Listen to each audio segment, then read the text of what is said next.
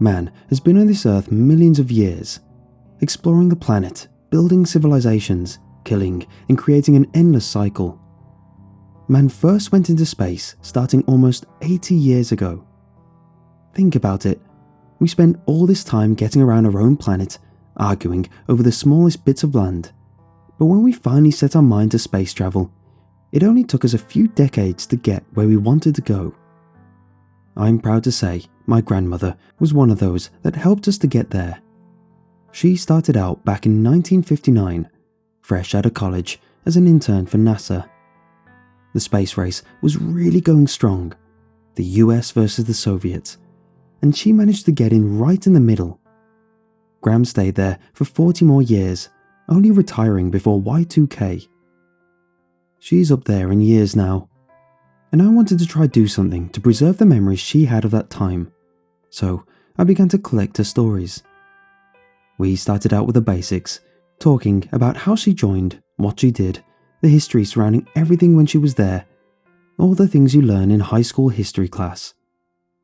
When we started discussing the missions she worked on though, that's when I realized that there was a lot of history missing. Locked up, never to be heard or read by anyone, nor should it. There's a reason space exploration has slowed down. There were missions made off the books and off record, launched from secret black sites around the world. Gram both saw and heard terrors beyond our comprehension from the dark void of space. She shared these stories with me. These secrets kept from us by those in power. The human price of our curiosity is much higher than we're led to believe, and these people deserve to have their stories known. I'm enclosing one of her stories here. She can get a bit long-winded, as some do in their old age, so I've tried to edit down anything that isn't relevant. I'm still going through everything with her as well. With her age, she can't stay focused for very long, so we're doing these little interviews in hour sessions every day. I'll transcribe and upload what I can when I can. What follows is the transcript of what Gram told me on April 4th, 2020. Any interjections of my own will be formatted with brackets around them. My name is Evelyn Lara Smart. I was a mission control contact with NASA from 1959 to 1999. I was the one that any astronaut or crew would speak to, the voice on the ground. I relayed this information back to whoever needed it in flight control, navigation, engineering and such. I didn't set out to work there. It just sort of fell into my lap. I had worked as a switchboard operator, mostly taking emergency calls for the local departments. NASA was doing some recruiting, and one of my supervisors recommended me. Then, before I knew it, there I was, sitting in the big mission control room, watching the big screen with the video feed, and talking to our very own spacemen. Here, she goes into a tangent about how lovely Armstrong and Aldrin are, with many mentions about Christmas cards from the latter. So, one of the first missions I was there for was the first picture of Earth from orbit. Obviously, being in communication, I wasn't really necessary, but we were all crowded into the control room to see the picture as soon as it was transmitted. Granted, it was the late 50s, so we were waiting for quite a while. We expected cheers when it came through finally. It started that way, at least. Then, everything quickly died down. There was the Earth, the huge curve with a beautiful crown of light from the sun shining around it. We captured something else too, though. Something that I fear I'll see again one day. Behind the Earth, off in the distance, was something giant. It wasn't completely clear, but what you could make out was a clearly defined torso, arms outstretched with wicked spines jutting from the outside. Large red eyes blazed against the dark void behind the figure, with a gaping maw underneath opened in a terrifying roar. The scale of this thing was huge. No way it could be seen from a normal telescope here on Earth. We aimed our most powerful telescope at the coordinates we estimated it to be at and swept the sky, but couldn't see it anywhere. Took another picture from the satellite and it was gone, as if it had never been there. To this day, we don't know what the hell it was. We check for it in every photo we take, every sweep of the sky, and it's only shown up 2 more times since then. Once in 1979 and once in 1999. I don't know how many people in the agency know, so God knows if it's been there again. Every time it showed up though, it appeared larger. Here, she goes on about a few notable advances in tech, most irrelevant to what we're discussing now. What a lot of people don't realise is that there were manned space flights before the ones on the history books. Sure, there's always been the theories about lost cosmonauts and such from the Soviets, and there are definitely true cases of that. But we had our share as well. There was the initial manned spaceflight in 1960, the Daedalus. She noticed the look of shock on my face apparently, and laughed.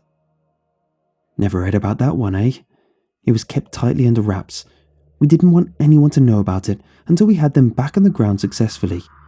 Otherwise, it may kill morale around the office. No, we kept a small crew, launched the rocket off from an isolated area of Alaska. We did a lot of launches from there, kept the Reds on their toes back in the day. Anyway, there was a 3-man crew. There was Bill Zask, James Hanlon, and Terry Duncan. Those 3 were a tight crew. They were supposed to go up, orbit for 12 hours, then come back down. We would pass it off as a comet if anyone saw. But never got that chance. Things went south fast. They took off. All was fine until they hit the upper atmosphere. They tried to ease back on the jets, make sure they made it into orbit and didn't overshoot. Everything went to hell. Jets wouldn't cut off. We don't know what caused the malfunction. I heard them, shouting, trying to fix the issue. It didn't happen. They flew straight through, getting just enough adjustment from the orbital pull to be shot off course and towards the direction of the sun. She lets out a sigh here, shaking her head. Jets continued firing, taking them even further out. We maintained radio contact with them for 20 hours after takeoff. I spoke with them as fuel ran out. They began drifting into the void, no hope of turning, never to feel solid ground again. To this day, I don't know if it was something they really saw or the insanity getting to them as they died and faced their mortality. James was the first to begin raving, telling us about the bodies floating by the cockpit windows. I tried to clarify what he meant, assuming celestial bodies. I'll never forget the response from Bill. "No, Evelyn," he said to me. "Human bodies, dozens of them." They described the field of bodies, male and female, old and young, all naked as the day they were born. Bill swore that one smiled at him as he went by. We didn't have live feed cameras at the time, unfortunately, so we weren't able to confirm. The way he described them, though, I have no doubt they were seeing all of this. A lot of the transmissions got lost in static, limits of the tech at the time. The last broadcast we received was Bill. He was raving, still talking about the bodies. Said they were talking to him now, telling him he could live forever with them. He said he was going to open the emergency hatch. Maybe it was my emotions getting the better of me. Right before he opened it and the static took over, I swear, there was another voice. She drifts off and stares out the window next to her. The sun went down an hour ago. Stars were plainly visible, shining in the inky darkness. I asked what the voice said. It's ingrained in my head.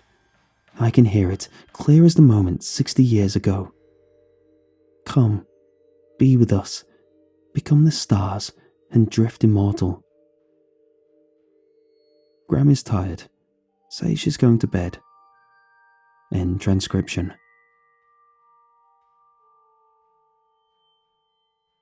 Gram is in one hell of a mood today. Not sure if she's just feeling better than usual or something has got her riled up. Either way, she's letting her feelings be known. That's just a forewarning before we get into this transcription. There are things about her here that I personally never wanted to hear. No, really. She can tell me about how she saw eldritch beings in the vastness of space, and none of that is as terrifying as her talking about hooking up with astronauts in the training areas. Ugh. Here's the transcription. I'm going to chug bleach. Conversation from April 5th, 2020. Again, this is being told by Graham and translated by me. My own interjections are in these brackets. Ah, so you want to hear more? Alright, guess it's time to turn this BS off. Live through the damn missile crisis, and I'm going to get taken out because nobody's competent enough to stay in their damn houses. Graham has been cursing like a sailor all day. She only does this when she's either very happy or very anxious. So, let's see. I told you we had some crews up there already, yeah? Just couldn't get any successful returns down. Damn Reds beat us to that. Joke was on them though. They just tossed Gaggering up there in a metal tube and waited for him to come back down on his own. We actually had our own man pilot themselves back down to Earth. How's that for you? Russians don't have crap on American determination. So we did a few other missions once we finally got the hang of putting people up there and bringing them back down. It was all smooth sailing for the most part. So now, what did we decide to do? Put a man on the goddamn moon. She gets up and goes to the kitchen, returning with a bottle of red wine and a comically large glass. I mentioned to her that it's only around 2 in the afternoon. I worked with astronauts, darling. Days don't matter when you're orbiting the Earth. Anyway, it was 1962 that we crashed the vessel on the far side of the moon. That was something of a test run, I suppose, seeing just how bad we could crash and burn before we tried it again with people inside. We had the Ranger 4 vessel that we sent up there. Had to do a flyby of the moon for a bit and take some photos before dive bombing it to the surface and taking some pictures for us there. We never released those to the public. Scared the hell out of all of us in the command center when they transmitted back. Keep in mind, all the pictures we had at the time were black and white still. No colour photography on that scale yet. So, Ranger 4 lands there and immediately begins snapping pictures. All of us are standing around, expecting to see just a barren expanse of grey rock. Nothing all too special. Lo and behold, the first picture comes back, and there's someone just standing there, right in front of the crashed capsule. We couldn't tell the gender or race or anything. They were in a spacesuit that looked remarkably like the ones we were developing. So naturally we think, oh no, they beat us to the moon. Because who else could it be at this point? The Russians were the only other country keeping any kind of pace with us. Then we realised it couldn't be them. They would have already been rubbing it in our faces if they had landed a man on the moon. There's no way this was from anyone on our planet. That's when the rest of the pictures started coming in. The suit kept getting closer and closer to the capsule, maintaining the same stance the whole time. It just kind of floated over to it. Then you could see into the visor of the helmet. Where there should have been someone's face visible, there was just fire. Pure, bright flame. Then the picture stopped. Nothing else came from Ranger 4. She finishes off a glass of wine, or half-gallon. It's hard to tell from the size of the glass. She immediately empties the rest of the bottle into it. I'll give the higher-ups at NASA credit though. Crazy buggers didn't let seeing a flaming cosmonaut stop them from going ahead with their plans. We plugged away at it, sending up more and more missions to orbit the Earth, do flybys of the Moon, Mars, Jupiter, anything we could get near. We saw a few oddities here and there as we went, but things stayed mostly silent for those years. Maybe we just didn't notice it because we were so focused on the mission at hand. Then, it finally happened in 1969, as you well know. We got to the moon. Beat the Russians there after all. There was that big televised bit with Neil and Buzz taking the steps onto the surface and everything. I really hated those suits they had him in. didn't get to accentuate Buzz's best features for sure. The man had the best ass in the entire galaxy. This was one of 5 tangents about Buzz Aldrin's physical features throughout the day. I've edited these out for the sake of mine and your sanity. You ever consider that we landed someone on the moon and sent up missions to land again and again for the next 3 years, then just quit cold turkey and never went back? Why do you think that is, Hey, I thought you wanted to hear about all this. At this point, she threw the remote for the television at me. I had retreated to my mental safe space during the Buzz Aldrin diatribe. Well, we did go back, a few times. This wasn't for the scientific research we did the last 3 years. No, this was for anthropological purposes. We found things on the moon. We weren't the first beings there. No, we started finding small signs with the Apollo 14 mission. There were some little remnants of previous visitors. The first thing they found was some symbols carved into crater walls. Nothing that we could translate, of course. Nobody knew what the hell they meant, but we knew they weren't naturally occurring. That much was obvious. They took all the pictures of the ones they found. Pretty sure they're still working on it to this day. They'll probably crack the Zodiac cipher before that damn thing. Apollo 17 was when they knew they needed to carry this one on privately. That's the, quote, last manned moon mission that happened in 1972. For all the world knows, we ain't been back since. That's the way they want to keep it. Apollo 17 found way more than anyone previously had. They found full-on structures. Altars of worship is what it looked like. I can't even describe the images transmitted back. The way these things were built.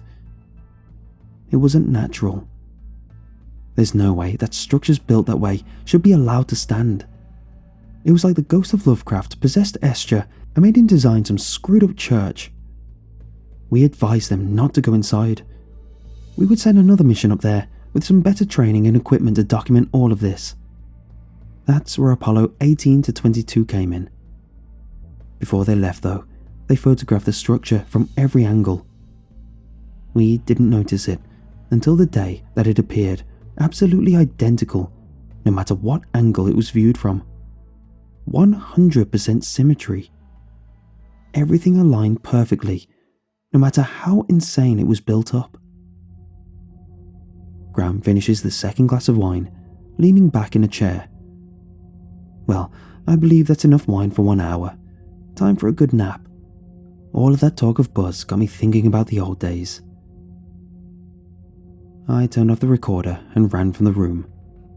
I can still hear Graham cackling from downstairs.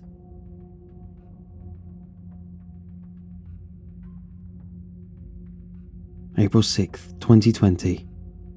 I'm going stir crazy. Graham seems to get stronger every day somehow. It's like she's stealing my youth and thriving in isolation. This may end up being a record of me going insane with her stories mixed in. Let's go sit out on the porch. It's a nice day out. I'm tired of being cooped up in here. I concede that I could use some fresh air, but make a promise not to go near the neighbours or anybody walking by in the street. She gives me an entirely too sarcastic scout salute and swears she won't. Alright, that's better. Feel my battery recharging already. Now, the moon church was what I was telling you about yesterday, right? That was some crazy stuff. So, Apollo 17 found this crazy structure that was just perfectly built. Strangest architecture I'd ever seen. Made no goddamn sense to anyone how it remained standing after all this time. So, we trained some other crews to go up after and look into it further. Specifically, that had degrees in anthropology and ancient cultures. Maybe we could find some links here between this and things that have been found on Earth. Well, naturally, nothing is ever that easy. They head up there in 1973, land smack next to the structure found by the previous mission, and get to it. By this point, technology has thankfully improved, so we have cameras in their helmets that allow us to see everything they see. I asked her how they had this kind of tech in 73, when a lot of things were still incredibly basic with video, especially transmitted over that vast of a distance.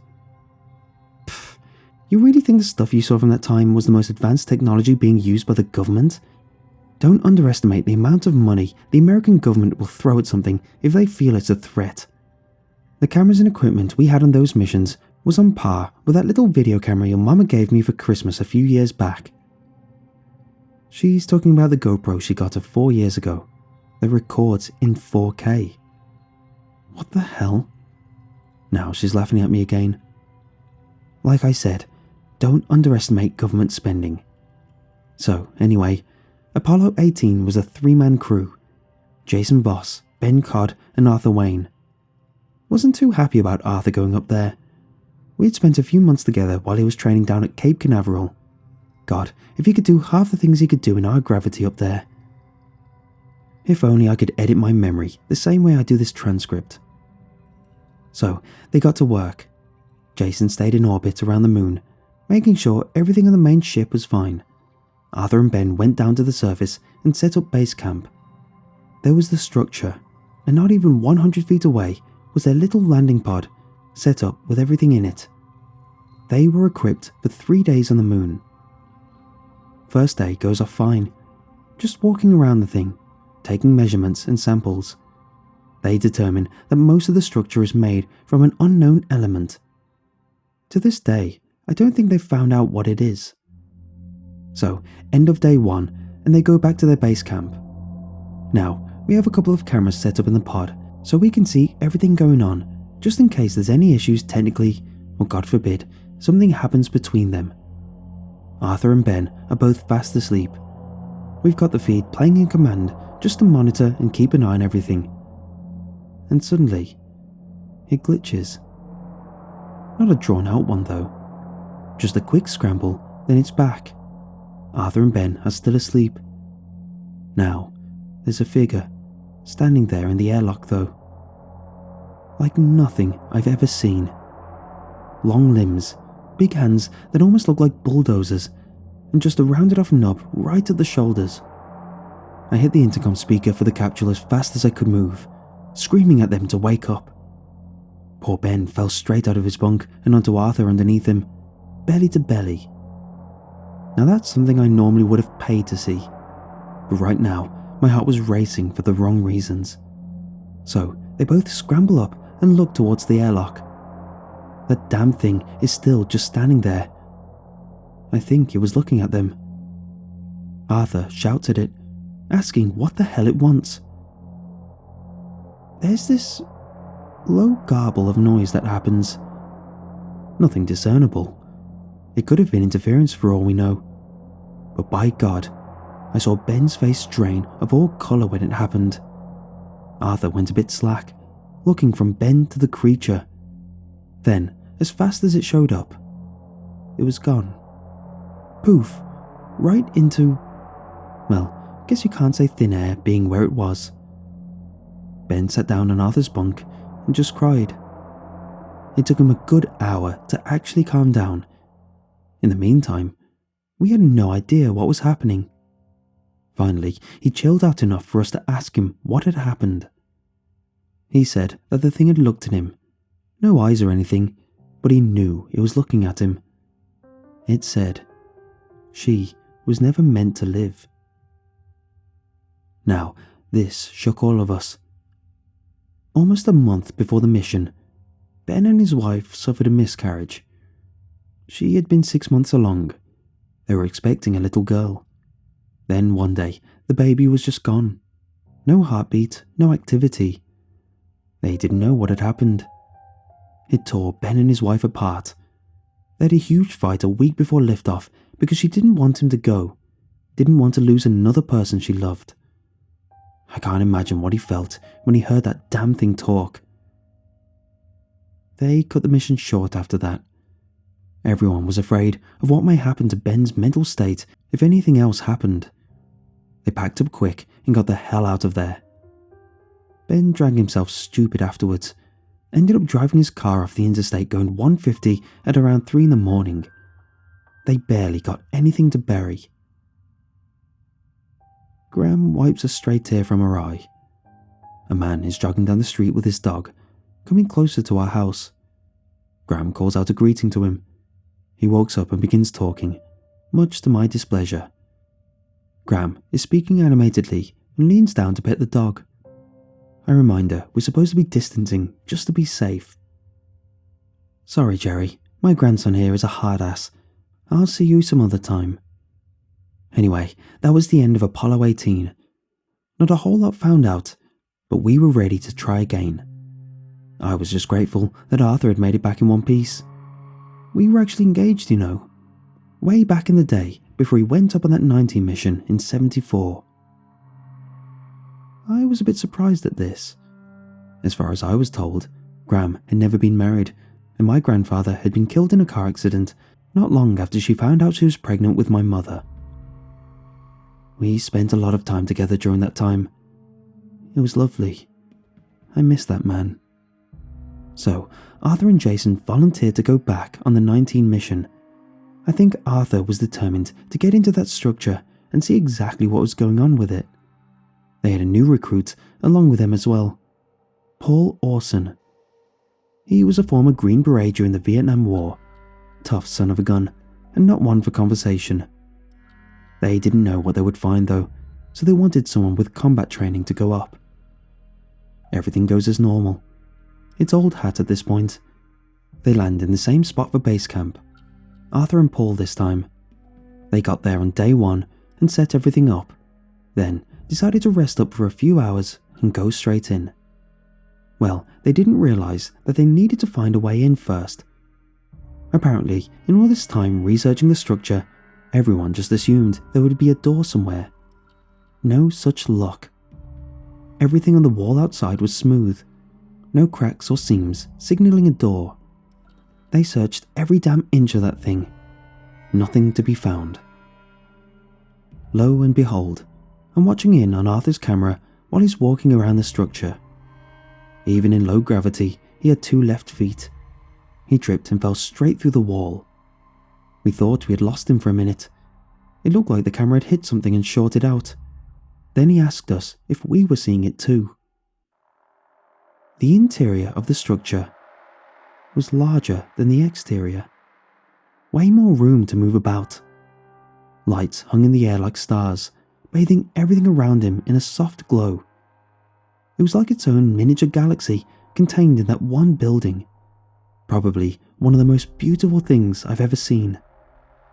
Arthur backed out then, wanting to make sure he could travel freely in and out of the structure before he got trapped in there, and it seemed to work fine. It was like there was a portal, a thin veil where it looked like a wall but wasn't. He grabbed Paul and showed him what he had found. Don't think he was too impressed. More like he was ready to shoot it if he could have found a gun. Exploring it further, they found a small spiral slope, almost like a ramp that went downward from the main chamber.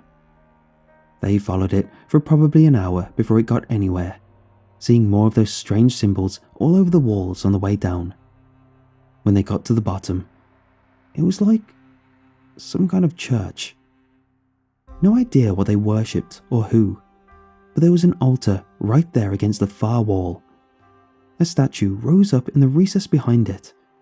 Looked to me like an elongated pyramid of sorts. Not really sure how to describe the geometry of it.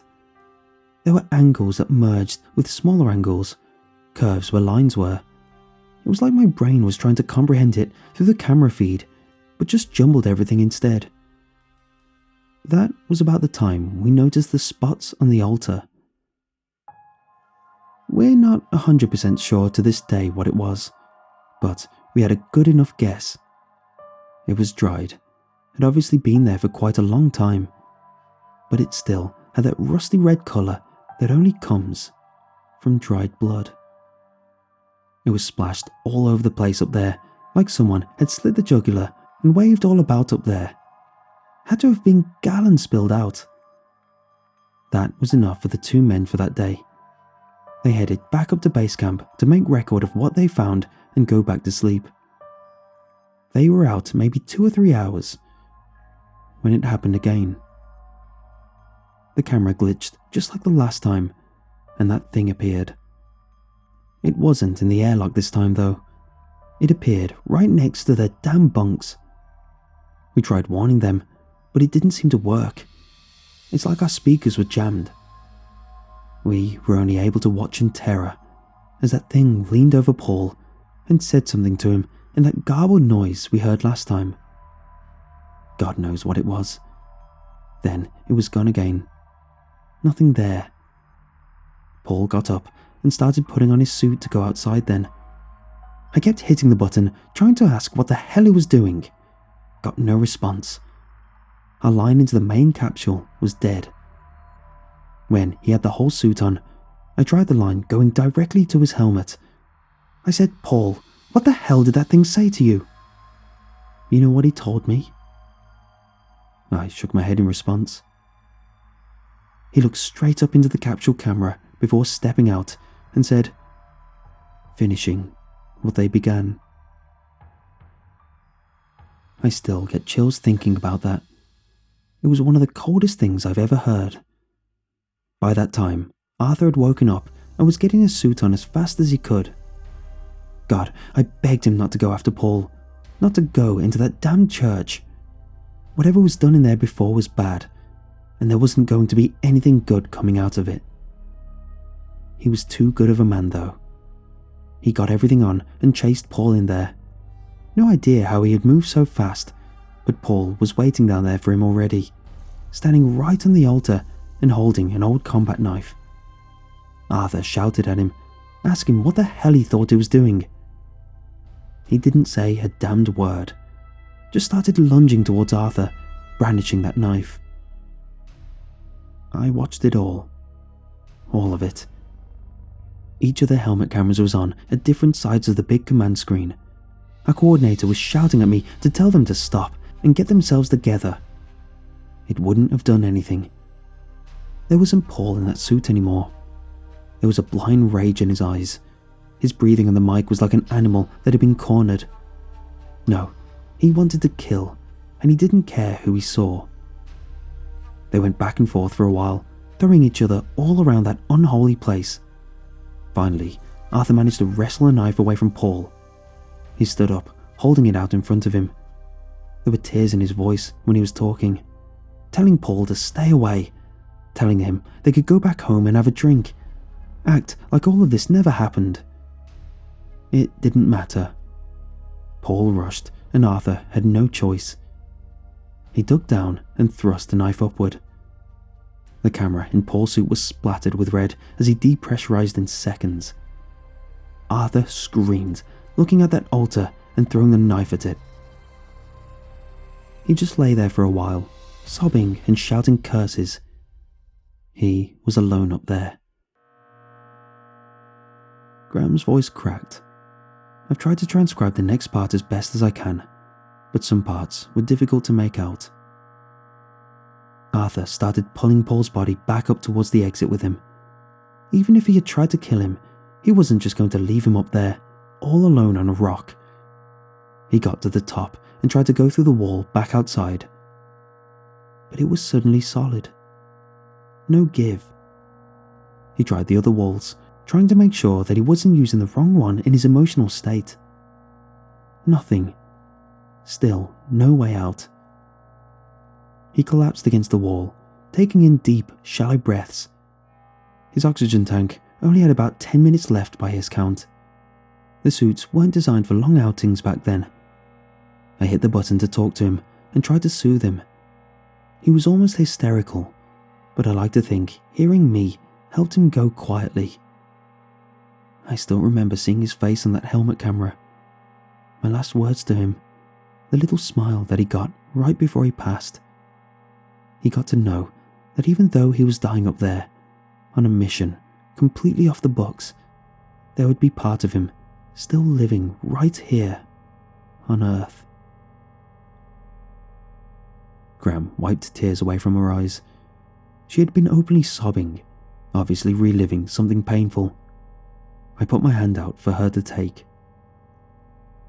The last 3 missions they sent up there served 2 purposes. They were recovery missions to get those bodies back home and give them a proper burial, and demolition missions. They could not get back through the wall into the chamber the normal way, so they tried drilling through. There was no chamber though, just solid rock no matter how far they drilled into it. So, they gave up after that. The next 2 missions brought explosives and detonated them around the structure, destroying it. We haven't gone back to the moon since then. Not even after that loss. Even if we had, I wouldn't have worked the mission. I would have absolutely refused. I told them I wasn't taking on any more crewed landing missions after that. They would have to find another communications head. She stared at me for a moment, before looking back out toward the sky. The moon was already hanging there, right at the cusp of night. She let out a long sigh. Some nights I look out at the moon and like to think he's still out there, watching over me, watching over us. He would be proud that I'm finally telling someone about this. He'd always talked about having a family and grandchildren one day. I think he's up there right now, giving that sly grin he always had. I'm sure he's proud of you, wherever he is. Gram looked for a moment more as I sat there, stunned. Then she got up, gave me a hug, and went back inside to get ready for bed. Evening of April 9th, 2020. Gram asked me to sit on the porch and watch the moon tonight. Says this is the last of her stories.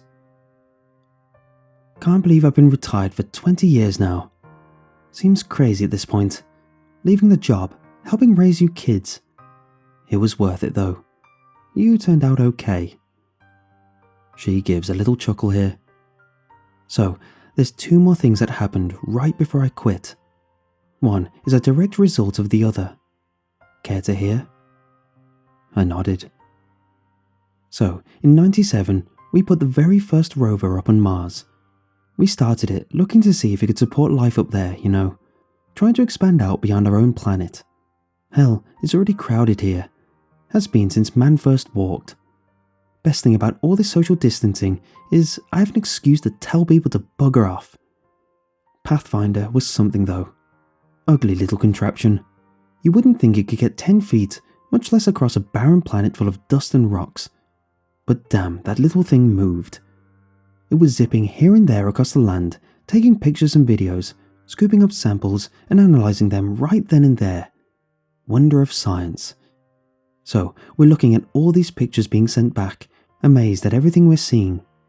There's huge sand dunes, cliffs. This place is like a giant desert, but it's beautiful.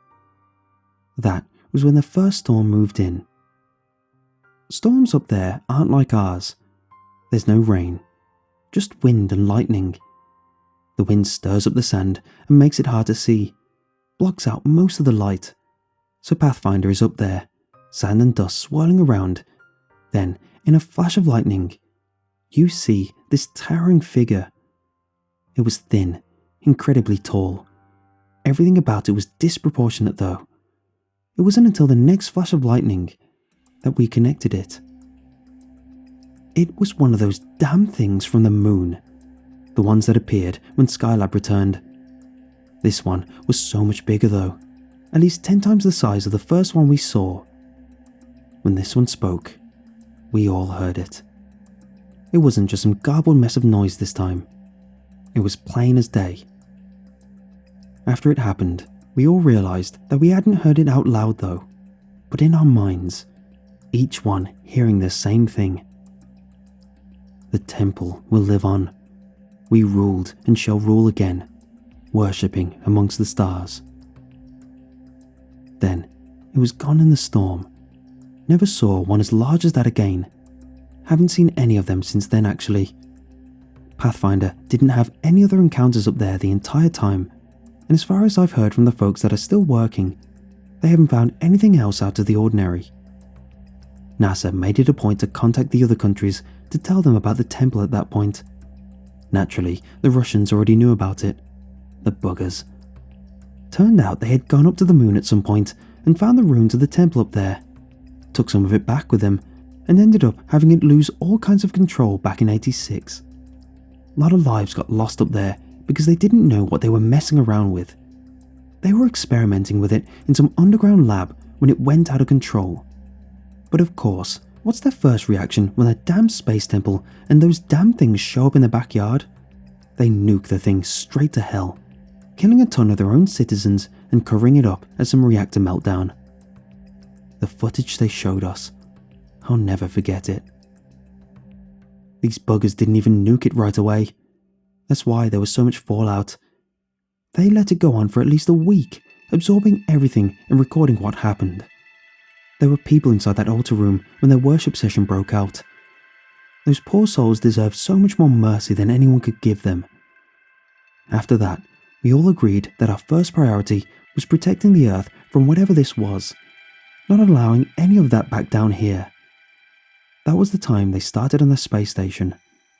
Now, I don't know much of what they've been up to recently with it, since it was just being launched when I retired. They built it to keep a better eye on things out there in orbit, where they could conduct experiments and run some countermeasures right there, without anyone on Earth being any wiser. Smart move, I think. I know now, long before I left, they had a satellite that found the chain of bodies again, the same one that took the first man crew up there. We could hear the whispers being transmitted back. I still wake up some nights hearing those whispers. What did they say? Come to us, be sacrifices, float eternal as a living altar to them. Them? Beats the hell out of me. Maybe it was that big thing they saw in the photos. Maybe that's what the temple was built to worship, or whatever we were warned about by the follower. There's so many things we still don't know about what's out there. Probably things we will never know. It's all just lost in the vastness of space, never meant to be understood. We're still here though. That's something. So they've been keeping us safe until now. Maybe it's something else though, watching over us. The moon was out in full on the horizon now, shining bright as it rose further. Graham got up and walked out into the moonlight, looking upward. I know you're out there, Arthur. I know you're watching over all of us. You stayed up there because you were a stubborn old bugger, thinking you had to do everything to keep people from seeing what you saw. I felt you the other night though. That full moon, you were there. We're going to dance in the moonlight together again, real soon. I love you. Graham tells me she's going to stay out here for a while. I'm going to go up and start transcribing all of this, maybe get some actual relaxation in. I'm tired of being stuck in this damn house. Graham was dancing around in the moonlight as I walked back inside, humming "Fly Me to the Moon" to herself as she did. April 10th, 2020. Graham passed away early this morning. I had walked into the kitchen for a drink and noticed that the front door was still cracked open. This wasn't normal for 2 a.m, so I walked out to check. Graham was sitting in a rocking chair on the porch, drenched in the bright moonlight. She had a smile on her face. She died peacefully in her sleep, carried off into the moonlight by the one she loved.